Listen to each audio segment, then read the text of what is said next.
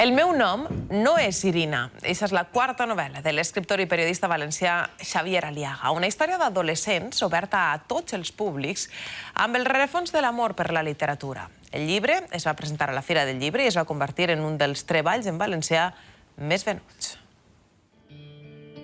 Quedem amb Xavier Aliaga a la llibreria Leo de València. La vocació per l'escriptura és el punt de partida del viatge iniciàtic del seu protagonista, un adolescent anomenat Néstor. A mi hi ha una cosa que m'encanta, que és fer lectors, però fer lectors de bona literatura, no que a través de les novel·les descobrisquen coses, descobrisquen música, descobrisquen lectures. Moltes històries i moltes lectures, capes superposades que el lector va descobrint al llibre. És inevitable el tòpic de les matriosques perquè és això, hi ha històries dintre de les històries i en lloc de ser una novel·la coral de personatges és una novel·la de plurirelats, no? El meu nom no és Irina és la quarta novel·la d'este periodista, escriptor, blogger, però la primera feta per encàrrec i sense el paraigües dels premis literaris.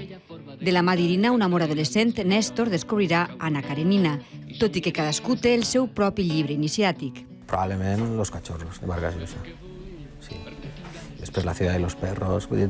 Van ser novel·les que m'han marcat. Totes les famílies felices es pareixen les unes a les altres. Cada família desgraciada ho és a la seva manera.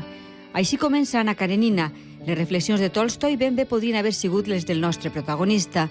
Però aquesta història es va escriure fa 136 anys i Néstor necessitava trobar les seues pròpies paraules.